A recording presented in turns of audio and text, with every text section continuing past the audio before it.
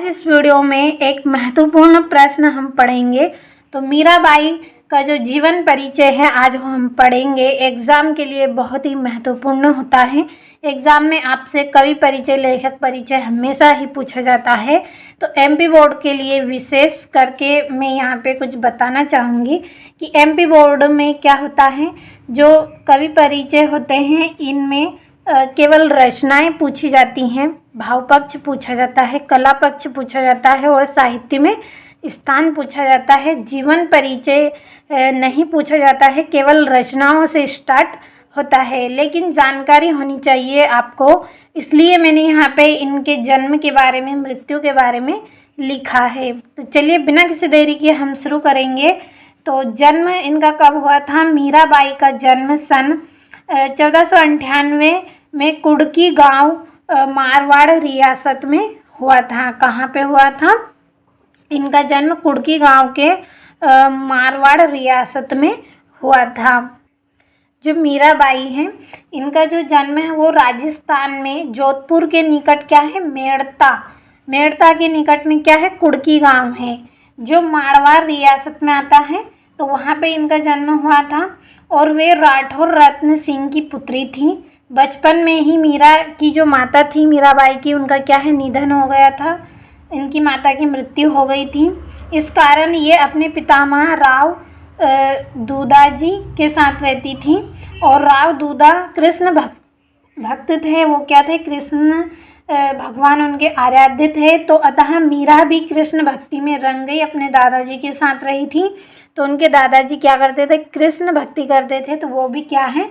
उनके रंग में रंग गई। तो देखिए यहाँ पे लिखा नहीं है, मैंने केवल यहाँ पे जो महत्वपूर्ण जानकारी थी वो लिखी है, लेकिन मैं आपको यहाँ पे समझा रही हूँ ताकि आपको याद रह जाए। इनका जो विवाह है वो उदयपुर के महाराज भोजराज के साथ हुआ था और विवाह के कुछ दिन बाद क्या है? इनके पति की मृत्यु हो गई, इनका स्वर्गवास हो गया। तो इस कारण फिर ये क्या करने लगी? मीराबाई कृष्ण भक्ति करने लगी और भगवान की भक्ति में ही इन्होंने क्या किया? घर बार सबको छोड़ दिया और भगवान की भक्ति में ये लग गई। तो चलिए अब हम आगे इसमें पढ़ेंगे हमारी जो रचनाएं हैं, मीराबाई की रचनाएं। तो मीराबाई की जो पहली रचना है वो क्या है? नरसी जी को माहेरो। क्या है? नरसी जी का मायरा इनकी पहली रचना है। दूसरी है गीत गोविंद। गीत गोविंद ये आप बहुत ही आसानी से याद रख सकते हैं क्योंकि ये क्या है? सदा ही भगवान के गीत गाती रहती थी, गोविंद के गीत ये गाती रहती थी। तो गीत गोविंद की टीका ये क्या है? इनकी रचना है। और मीरा पदावली। तो बहुत ही आसान इनकी रचनाएं हैं, सबसे आसान और सरल रचनाएं हैं मीराबाई की। नरसी जी को माहेरो और गीत गोविंद की टीको और मीरा पदावली। चलिए आगे पढ़ते हैं हम भाव पक्ष। तो मीराबाई की रचनाओं में दाम्पत्य भाव है।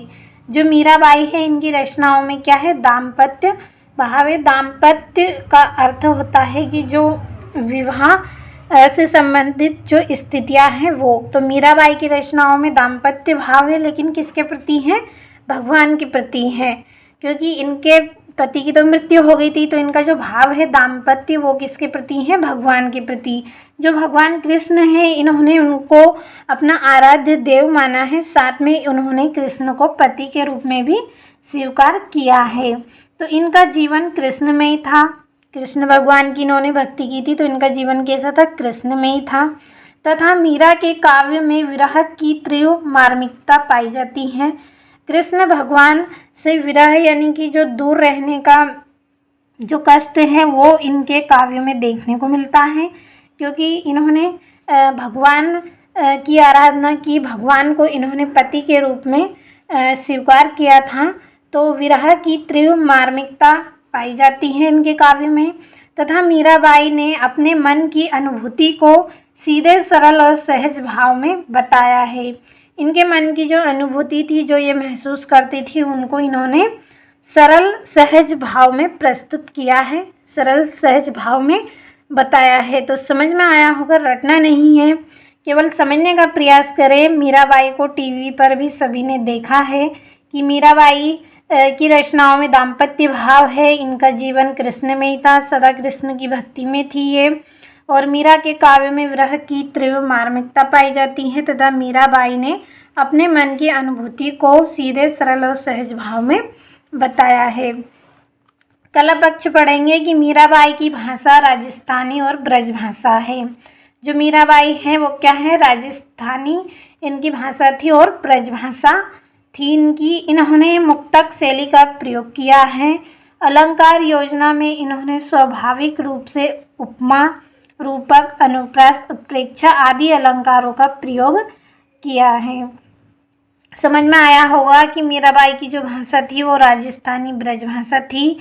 इन्होंने किस शैली का उपयोग किया है, इन्होंने मुक्तक शैली का उपयोग किया है और अलंकार योजनाओं में इन्होंने स्वाभाविक रूप से उपमा, रूपक, उत्प्रेक्षा, अनुप्रास आदि अलंकारों का प्रयोग किया है। अब यहाँ से साहित्य में स्थान पढ़ेंगे। तो साहित्य में स्थान है, मीराबाई भक्ति काल शगुन धारा की श्रेष्ठ कवयित्री है। क्या है, जो मीराबाई है वो भक्ति काल शगुन धारा की श्रेष्ठ कवयित्री हैं। इनका साहित्य में एक उच्च कोटि का स्थान इनको प्राप्त हुआ है। अब यहाँ पे कुछ एग्ज़ाम के लिए महत्वपूर्ण पॉइंट मैंने नोट किए हैं जो आपसे पूछ सकते हैं एग्ज़ाम में।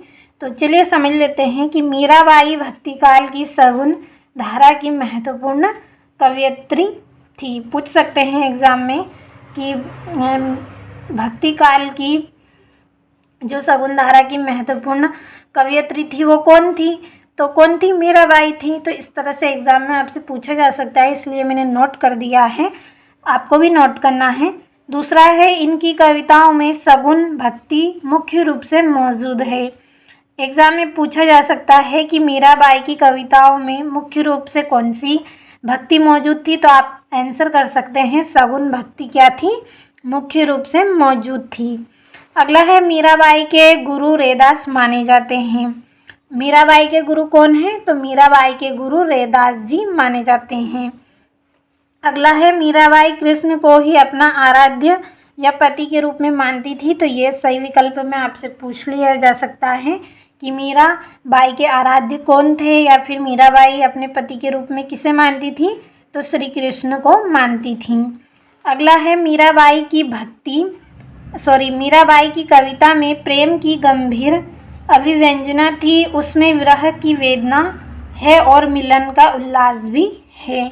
तो इस तरह से नोट करना है। और मीराबाई की भाषा मूलतः राजस्थानी है। पूछ सकते हैं सही विकल्प में कि मीराबाई की जो भाषा है वो कैसी है, राजस्थानी है, ब्रज भाषा है, और भी तरह से आपको ऑप्शन दिए जा सकते हैं। तो सही आंसर आपका रहेगा राजस्थानी।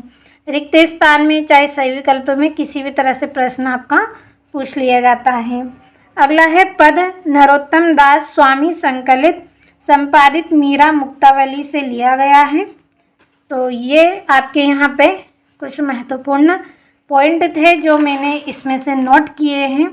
तो समझ में आपको अच्छे से आए होंगे। तो यहाँ से स्क्रीनशॉट के माध्यम से नोट करें नोटबुक में और अच्छे से कंप्लीट कर लें।